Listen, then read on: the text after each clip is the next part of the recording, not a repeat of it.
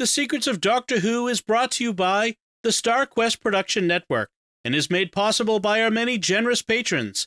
If you'd like to support the podcast, please visit sqpn.com/give.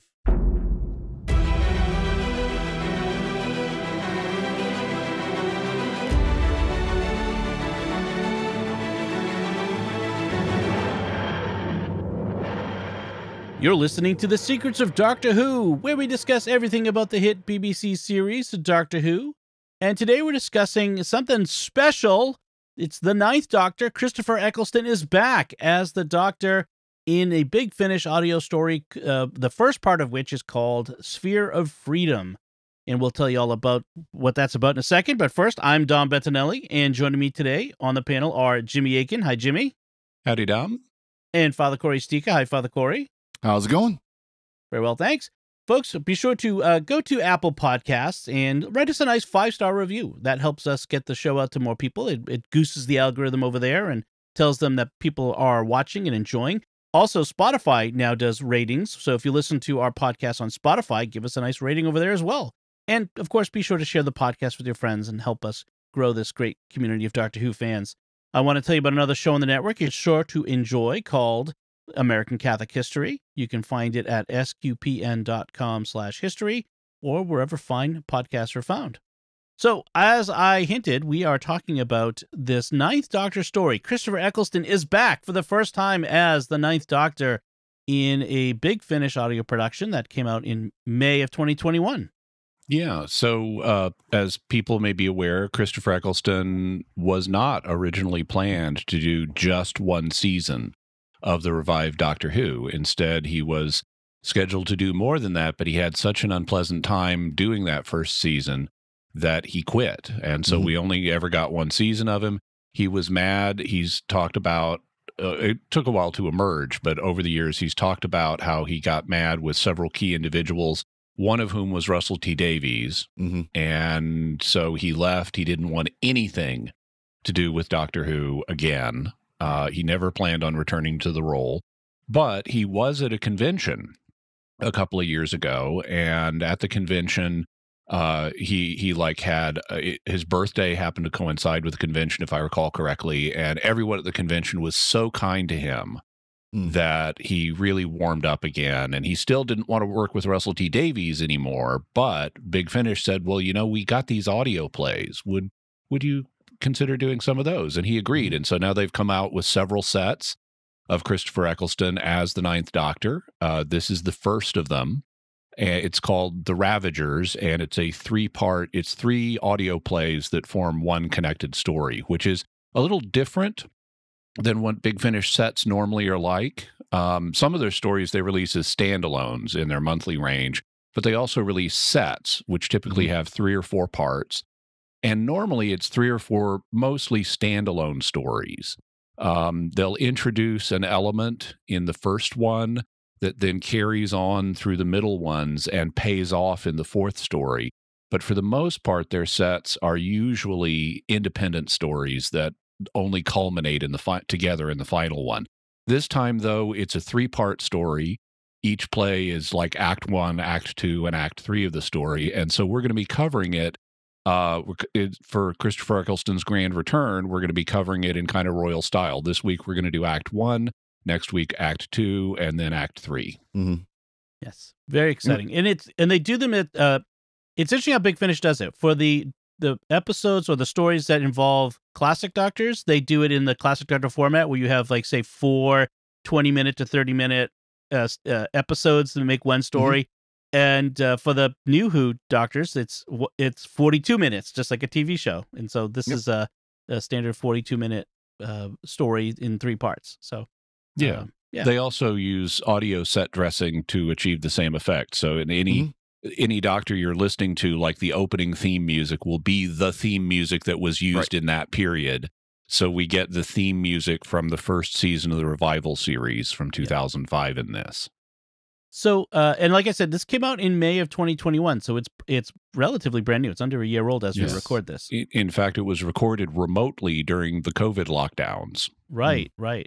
Sounds really good. So, Jimmy, why don't you give us a recap of what happens in this one? The Ninth Doctor has yet to come to Earth and meet Rose Tyler, so this is before the 2005 revival. At the moment, he's on a planet called the Sphere of Freedom, which is obsessed with immersive virtual reality video games. The problem is, something on the planet is causing time eddies that are ripping great nasty holes in reality, according to the Doctor. Something pulled the TARDIS to 1959 London, where the Doctor encountered a group of rampaging Roman legionnaires who had been displaced in time and had already killed 300 modern Londoners. In hopes of undoing this historical event, the Doctor traced the time eddy that moved the Romans, and the trail of time particles led him to the Sphere of Freedom. There, he met Nova, a local chef who becomes his temporary companion, pre-Rose Tyler again. With Nova's help, the Doctor discovers that the time eddies are coming from stolen technology that's being used to feed content into a super-exclusive game called Fugitives. The Doctor builds a gizmo and asks Nova to plant it in the server room to disable the technology that's controlling the time eddies, but when she does, something goes wrong, and Nova is swallowed by a time eddy and transported to parts unknown. The Doctor then meets a local old woman named Audrey, who quizzes the Doctor about what's been happening. But she knows more than she should, and the Doctor is suspicious. It turns out that Audrey is the CEO of the Sphere of Freedom and thus responsible for the time eddies wrecking the universe. Audrey tries to arrest the Doctor, but he gets away, so she uses a time eddy to swallow both him and the TARDIS and slam him into the gravity well of a neutron star. The gravity well is filled with creatures ready to devour all matter in the universe, and the Doctor is first on the menu. The end. Audrey played by Mark Zuckerberg. No, I'm just kidding. Yeah, I was going to say Sphere of Freedom brought to you by Meta/Facebook, but ripped from the headlines, as they say. No, just in the overall, I have to say, Eccleston, it just really feels like it's the Ninth Doctor again. He's back. He's not quite as wacky as he is kind of a bit with Rose, but he's still recognizably the Ninth Doctor, and that's really nice to get that again. And one of the things Big Finish is really good about is writing for the voices of the different Doctors. So he doesn't talk like Tom Baker talks or like Patrick Troughton talks. He talks like Christopher Eccleston's Doctor talks. Yeah. And you get a lot of the elements of his Doctor. You get psychic paper gets used and those other different bits, and so it really feels of its time. So the story itself it's told out of sequence, which is interesting. So you kind of start in the middle of the story, and then the Doctor almost at the end. It's really the framing narrative is the Doctor talking to Audrey. It starts with him meeting Audrey just as Nova vanishes into a time eddy, and then it uses flashbacks to tell us how we got to this point. And then it continues with the reveal of who Audrey is and the Doctor getting neutron starred. Right. And Nova is essentially, she's not exactly a companion because she hasn't traveled on the TARDIS, but she's sort of plays that role, if you will, in this story. Over the 3 parts, she is effectively a companion. Right. So they're trying to shut down immersive games, that's what it's called, to prevent these time eddies. Which are VR games, and apparently they're not even holodeck level. Yeah. They're headset level, because Nova at one point talks about how the Doctor stood out because he was the only person walking around not wearing a VR headset. Right. Yeah. And he, by the way, this is not like a VR critique.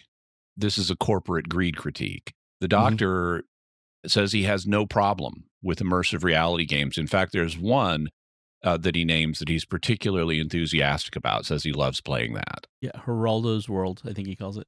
Geraldo's. Yeah, Geraldo. Right. You got to say it the non-Spanish way. Yes. So it's interesting how when the Doctor first meets Audrey, this who just looks like an old woman trying to sell him a gamer headset, he's kind of abrupt and rude to her. He doesn't know who she is yet, as far as we know. His friend has just vanished into a time eddy. Yeah. Also, we should mention, so Nova is an indentured cook on this planet. She gets paid like room and board and some low grade gaming credits, and that's it. And that's how most of the employees of this planet are. They don't make actual income. So the Doctor perceives this indentured status as if it's a form of slavery, and he wants to liberate people. And he promises to Nova's parents couldn't, like, were having money problems, so they basically sold her into indentures so that she'd have something of a future. And which is like in the ancient world, people who were in financial problems would sell themselves into slavery. But the Doctor wants to liberate Nova and presumably everybody else on the Sphere of Freedom. And he promises to take that if she helps him, he will take her to somewhere nice. So he's obligated to her. She's come through on her end of the deal. She helped, and now he's obligated to get her somewhere nice, even though she's vanished. And so, as he's talking to Audrey and explaining, what happened, we get this flashback to London in 1959, where the Doctor has been pulled by the TARDIS has been pulled there because of these time eddies. And what we find out is that 80 Roman centurions, so a Roman not centurions, Roman soldiers, a century.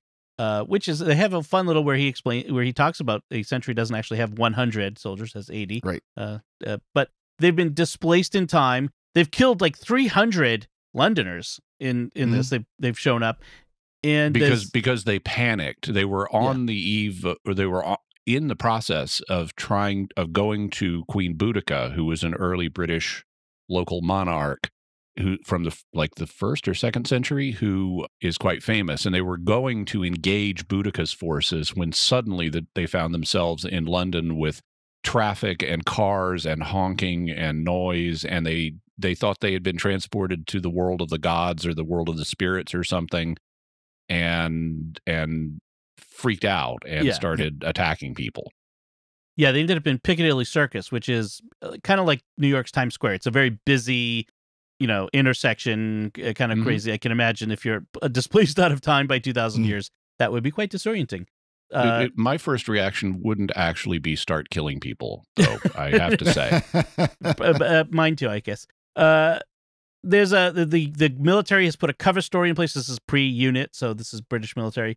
A cover story in place about bombs exploding, and that they think the Russians are behind it, the Soviets, and was it? I thought that it was that they were like, they thought the Russians might be involved in whatever the soldiers are doing, but the cover story, I understood it was like they had found a couple of World War II era bombs that had gone off, because that was a real problem in Britain for years after the war. There had been World War II Nazi bombs that had fallen and made craters and gotten buried, and occasionally they'd be dug up and still live. Yeah. And so my understanding was that the cover story was that some World War II era bombs had gone off, but they thought the Russians were behind this incursion with the guys in the Roman getup. That's exactly it. And so they closed the official stories. They closed it off because they thought there was a third, another one there, another bomb there. But then, I see. Because of course, 59 was really the start of the serious Cold War. The serious part of the Cold War, that were the hottest part of the Cold War, I guess I should say. So that made a good one story. of the hot spots, certainly. Yeah, because during the Blitz, lots of bombs dropped by the Germans, and some of them didn't explode and just laid there for years until people found them. And that was a problem, actually. Was that there actually were bombs that exploded unexpectedly in London at times. There were, in Britain, there was the World War II bombs. In France, even to this day, they still find World War I munitions, like mines and things like that had been buried. So it's still a problem, I believe, in much of Europe. You got to be careful when you're digging around in Europe, digging holes. So the Doctor's Latin is up to snuff because he's got the TARDIS translation sergeant to help him. You think? Yeah. And he talks to the centurion who leads this. He kind of chides one of the military officials who's got a posh accent and would have gone to a British fancy school, and it's like, don't even recognize the Latin? Right, you should know your Latin. You probably went to Eton or something. But he talks to the centurion, who's called Marcus Aurelius Gallius. Did you recognize his name? The actor's voice, by the way, of Marcus The Dan Starkey, who plays Strax and various other Sontarans throughout New Who. Okay, yeah. I saw his name on the list, and it's like, why does that name sound familiar? Yeah, Dan Starkey. So, a lot of fun. That's one of the things I like about Big Finish. They bring in a lot of these actors from New Who. And so the Doctor talks to him, and basically he's figuring out a way to keep this event from ever occurring, because, of course, history does not record a bunch of Roman soldiers slaughtering hundreds of people in Piccadilly Circus in 1959. So something obviously is messing with time. So he's going to fix this, but before he can, he's got this Lieutenant Faraday who's been accompanying him, who's been assigned to accompany him. By Captain Halloran.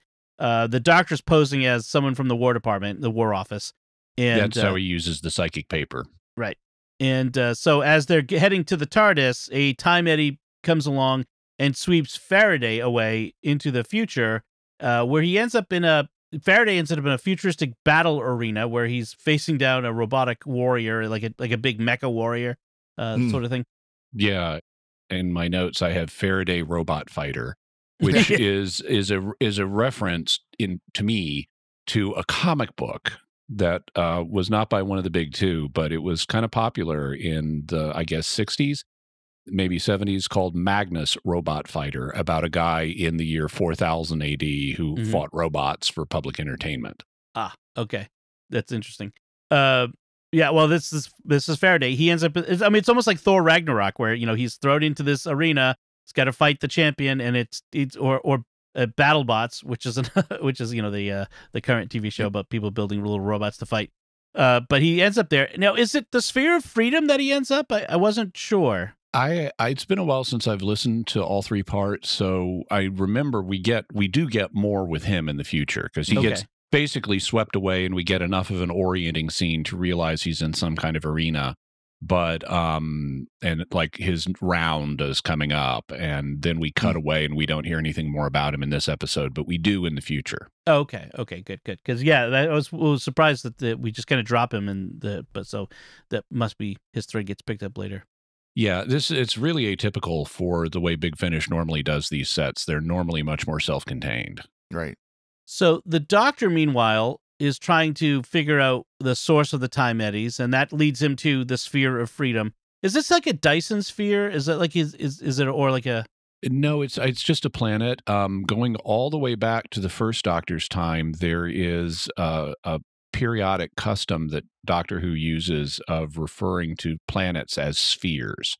That came out in the Sense Sphere, where we had we had those aliens that helped awaken Susan's psychic abilities, and then the Ood Sphere in the revived Doctor Who is like a sister planet for the Sense Sphere, and so now we have the Sphere of Freedom.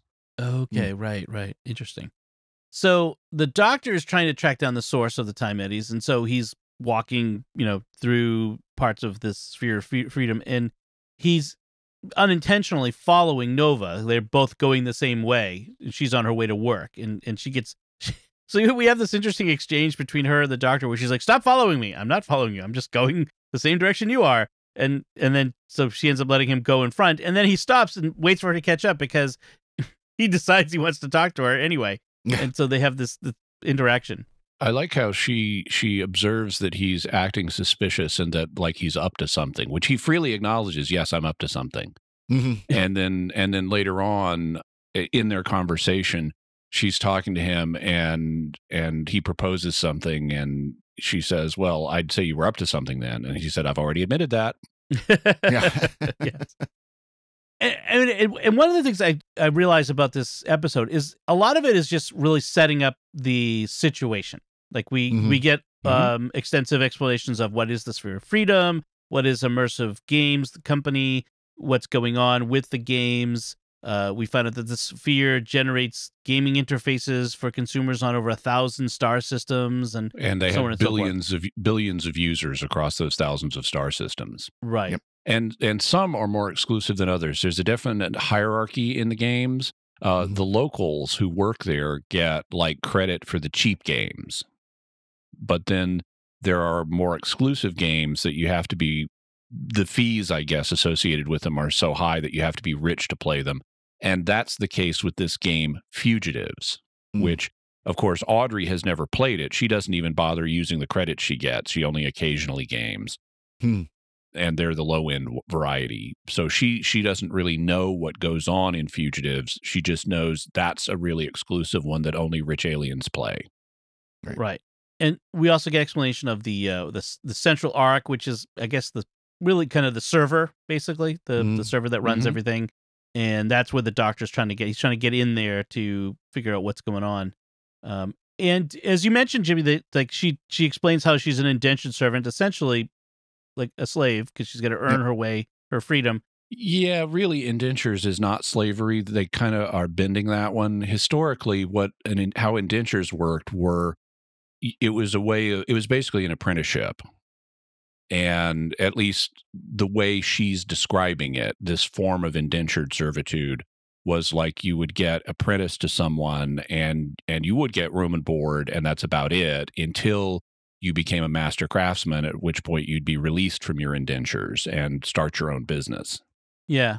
At least that's one way that indentures has worked in the past. So like at the beginning of Pirates of Penzance, the character Frederick is now 21, and so he's served his indentures, and the pirates are toasting him at the beginning because here's to all his great adventures. Frederick's out of his indentures. Right. I mean, the way she describes it sounds more. It is more slavery-ish, but yeah, there is a distinction historically. Yes, and so the Doctor, as you said, the Doctor makes a promise that to bring you to a better life, but it's really, I guess what it sounds like is wage slavery rather than legal slavery. These people are not property, but they just can't make the money.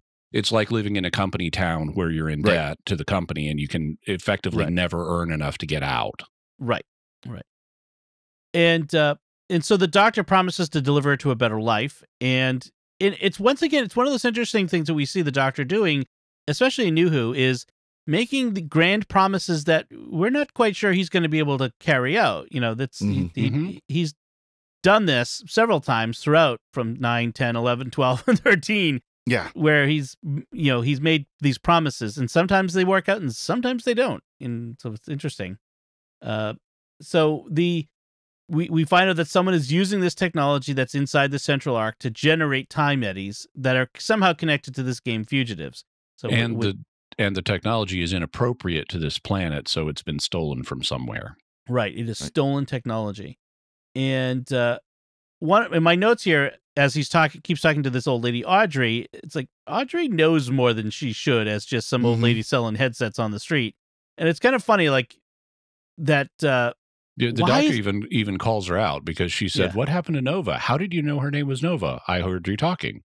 Oh, you must have good hearing. I do. Yeah. So what's going on, Doctor? How did you know I'm called the Doctor? I heard it. Well, you hear things a lot, don't you? So he's getting suspicious based on what she seems to know without reasonably having overheard. And I don't think we mentioned it, but what she says, she's an old gamer. So she used to play way back when, and she just kind of dropped off, that she wasn't, so she's just some person who kind of wanders around selling these headsets or whatever, but she used to play, but she doesn't really anymore. Right. I have to say, though, props to Audrey, as she's a CEO with her hands on the business. I mean, she just gets down to the nitty gritty, apparently. She's the undercover boss in this one. What he's done is he's enlisted Nova. Kind of like Kylo Ren. Yeah. Right. The undercover boss. Undercover boss sketch with Kylo Ren on Saturday Night Live a number of years ago. Radar Tech Chad, I think it was, or something like that. Yeah. Where he's undercover. So the Doctor's enlisted Nova to place a device in the game server, in the central arc, and then the TARDIS will release a pulse of temporal energy to seal the eddies off and shut things down, so on and so forth. Typical.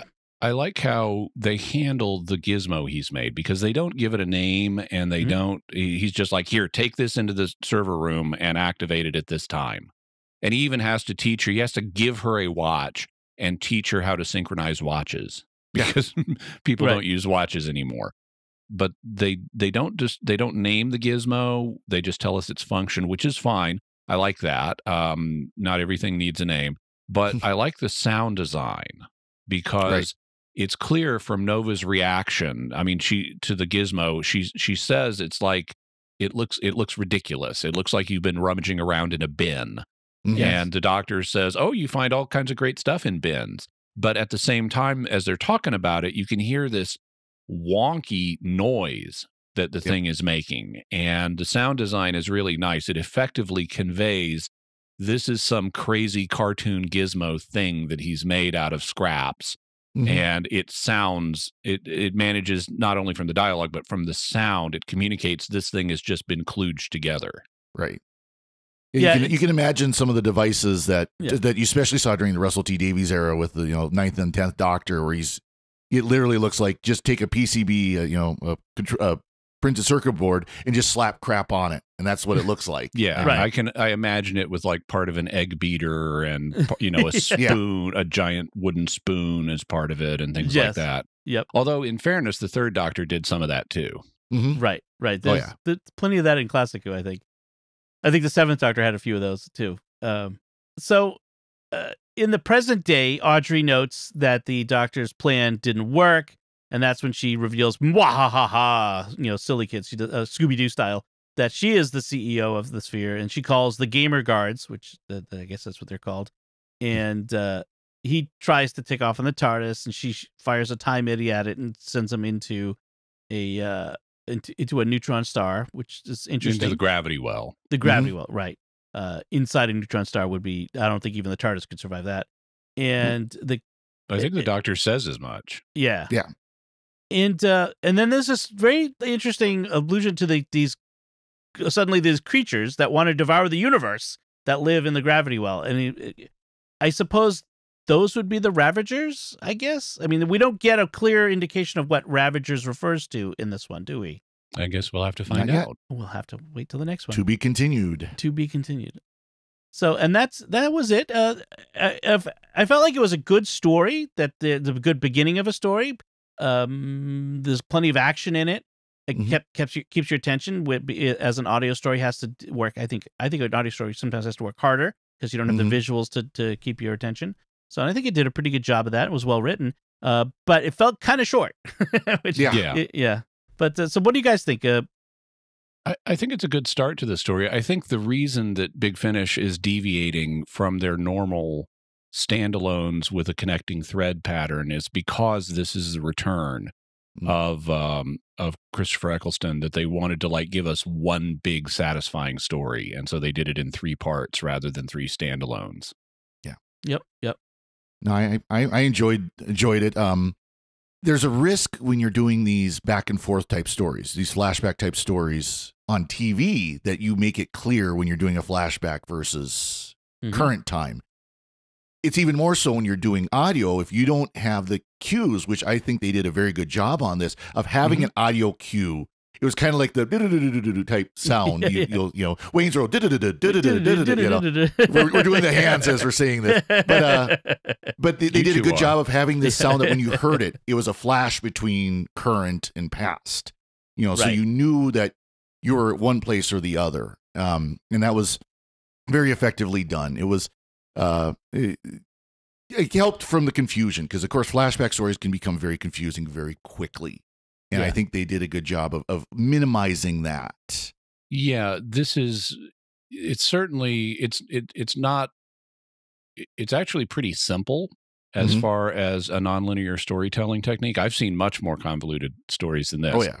Because really, we start at the end, and then we have a series of flashbacks, and the flashbacks are in chronological order. Yeah. Right. They lead up, first how the Doctor got to Earth and what happened there, then how he got to the Sense Sphere and met Nova, then how Nova got swept away, and now we're caught up. Yeah. So it's really it's linear flashbacks. It's not like Citizen Kane, where you have a framing narrative, but the flashbacks are not in order. Or Memento, where you have it's sort of, it's actually an inverse order. Yeah. but with modern inserts. Yeah. Right. Yeah. So it's no, they did a very good job with it, and it's great to hear Christopher Eccleston. He picks it up so well. And he sounds like he's having fun as an actor in this. Yeah. I'm glad that time has passed and that he's been able to embrace being the Doctor again. And that's really nice to see. Mm-hmm. So any final notes on this one, Father Cory? No, that was it. Jimmy? Just one thing that, again, this is just a personal resonance for me, but the science fiction author Larry Niven has a series called Known Space. And in the Known Space universe, you can only go faster than light if you're out of a gravity well. Mm-hmm. And so in the case of Earth's solar system, you have to get past Neptune before you can turn on your hyperdrive, because inside of Neptune's orbit, the gravity well around the sun is too steep. And if you turn on a hyperdrive in a gravity well, and it can be anything like Mars size and up, is enough to do this, but your ship will vanish and never reappear. And there is a debate among mathematicians and physicists about why this is. Nobody knows. Is it because you're flipped? Is it because you're annihilated? Is it because you're flipped up out of the universe? Is it you're flipped into a parallel universe? All people really know is if you turn on a hyperdrive in a gravity well, you will vanish. And one of the early heroes in the Known Space stories is a guy named Beowulf Schaefer, who's a pilot. And he's kind of a smart aleck. And his theory is there are monsters that live in the gravity well that will eat you. And so decades go by with storytelling. And in one of the last novels set in Known Space, it turns out, yeah, there are monsters living in the gravity well that will eat you. That's been the explanation the whole time. That's awesome. So I immediately thought of these monsters around the neutron star who are ready to eat all matter in the universe. Okay. Funny. All right. So that should do it for this. We'd like to take a moment to thank our patrons who make it possible for us to create The Secrets of Doctor Who, including Diane F., Pascal H., Carl H., Chris S., and Darren W. Their generous donations at sqpn.com/give make it possible for us to continue The Secrets of Doctor Who and all the shows at StarQuest. You can join them by visiting sqpn.com/give. And we'd also like to thank Victor Lambs, who edits the show for us every week. So that's it from us. What did you think of The Sphere of Freedom, this first part of a 3-part Ninth Doctor Big Finish story? You can let us know by commenting on the show at sqpn.com or the Secrets of Doctor Who Facebook page, or send an email to drwho@sqpn.com.